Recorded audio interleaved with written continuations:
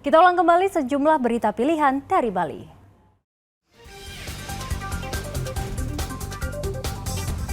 Kelangkaan solar kembali terjadi di Kabupaten Karangasem, sehingga menyebabkan antrean panjang truk di SPBU.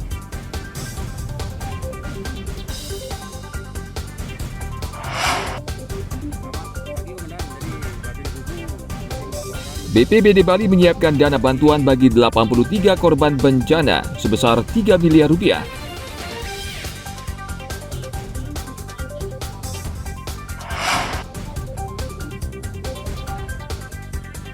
Pemerintah Kabupaten Jemberana kembali menggelar kejuaraan berkepung setelah vakum selama 3 tahun akibat pandemi COVID-19.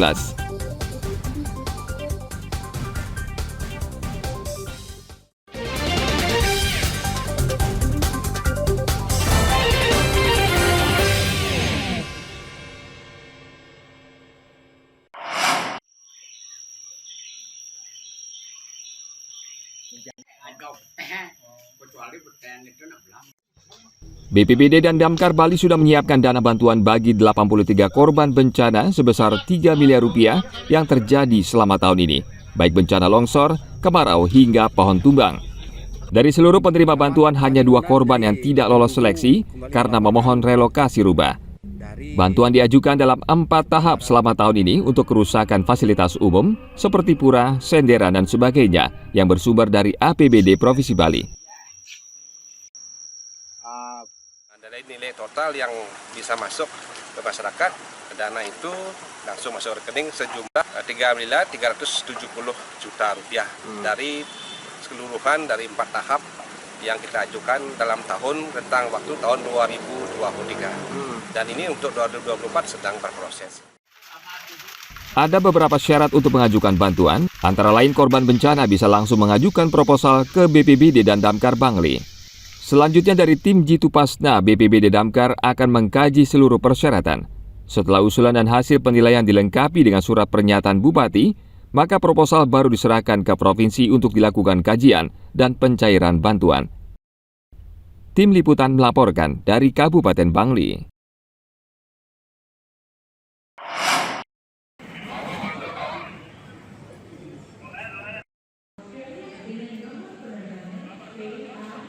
Kasus pungutan liar di jalur fast track atau jalur cepat yang dilakukan sejumlah oknum petugas imigrasi di Bandara I Gusti Ngurah Rai mendapat perhatian serius Kementerian Pariwisata dan Ekonomi Kreatif. Menparekraf Sandiaga Salahuddin Uno meminta instansi terkait agar transparan jika ingin memberlakukan tarif bagi pengunjung yang ingin melewati jalur pemeriksaan imigrasi secara cepat di bandara. Sandiaga khawatir bila tidak dilakukan secara resmi dan bertanggung jawab akan merusak pariwisata Bali berkualitas yang selama ini digaungkan. Bertolak belakang dari pariwisata berkualitas yang ingin kami dorong. Kami akan berkoordinasi dengan Pak Dirjen dan para penegak hukum agar tentunya hukum kita tegakkan, tapi konsep pariwisata berkualitas ini adalah salah satunya adalah pemerintahan yang bersih, bebas korupsi. Dan untuk kedepannya kami akan lebih berkoordinasi memastikan, karena ini tidak terlaporkan sebelumnya. Biasanya kan jika ada tindakan-tindakan yang melawan hukum, tindak pidana, itu cepat sekali viral di media sosial.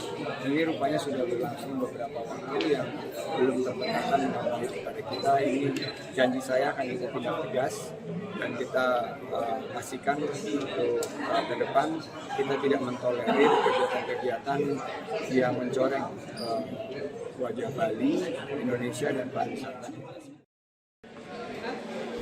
Sandiaga tidak menolerir kasus pungli yang terjadi di Bandara I Gusti Ngurah Rai.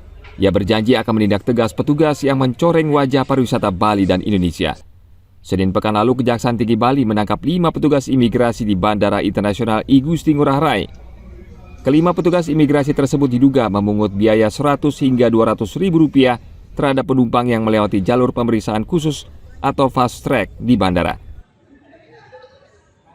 Ana Agung Gede Agung melaporkan dari Kabupaten Badung.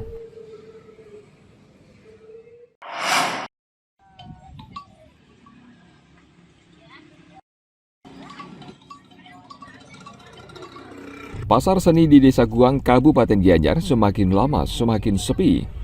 Pengunjung yang datang hanya 1-2 untuk melihat-lihat kerajinan dan pakaian yang dijual pedagang.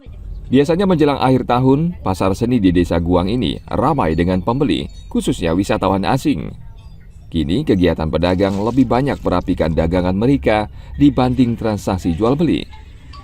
Pedagang di pasar seni Desa Guang berharap saat liburan tahun baru 2024, jumlah kunjungan wisatawan akan lebih banyak lagi, sehingga mereka bisa meraup untung lebih banyak. Ada sih peningkat, tapi sedikit sekali. Sedikit ya? Ya. Meskipun ini mau menjelang akhir tahun ini Pak ya? Walaupun menjelang akhir tahun. Kalau perkiraan nanti akhir tahun ini bagaimana Pak? Kalau nanti nyambut tahun baru, libur tahun baru? Kemungkinan ada peningkat lebih. Sini biasanya domestik biasa. Domestik ya? Biasanya souvenir, tas, baju-baju. Baju-baju itu ya saya. Kalau lukisnya agak sepi. Lukisan seperti ya? Jarang ya lukis sekarang. Ini kondisinya belum stabil setelah corona ini. Berarti masih belum ya Bu? Ya, Berarti, Bu, ya? belum begitu stabil, ada tapi nggak stabil seperti dulu. Nanti libur tahun baru apakah mungkin akan ramai atau bagaimana Bu? Ya doain sih mudah-mudahan rame. Kalau Keinginannya biasa-biasanya sih Bu? rame. Kalau Biasanya rame, sebelum corona rame, tapi setelah corona ada sedikit, tapi nggak Sedikit, ya. segitu seperti sebelum corona. Sebaliknya bagi pedagang baju tari khas Bali di Desa Sukawati, Kabupaten Gianyar, mereka justru kebanjiran pesanan semenjak pandemi berakhir. Umumnya pembeli adalah para pedagang pakaian yang membeli dalam jumlah besar, kemudian dijual kembali. Mereka berasal dari Jawa hingga mancanegara. Sudah meningkat lagi dari yang dulu tuh, lebih meningkat sekarang gitu. Kalau saya ini langsung pembuatnya, langsung saya ngirim keluar juga, ngirim ke Jawa, ke luar Bali itu ya gitu. luar Bali kemana Bu ini produknya Bu? Kadang-kadang bisa ke luar negeri, kadang-kadang bisa sampai di kebanyakannya ke Jawa. Itu digunakan untuk apa misalnya Bu? Nari memang pakaian? Memang untuk dari diperpadukan dengan pakaiannya si dia itu di sana gitu. Baju tari khas Bali ini banyak jenisnya, baik untuk pria dan wanita, serta jenis tari yang dipentaskan. Ana Agung Gede Agung melaporkan dari Kabupaten Gianyar.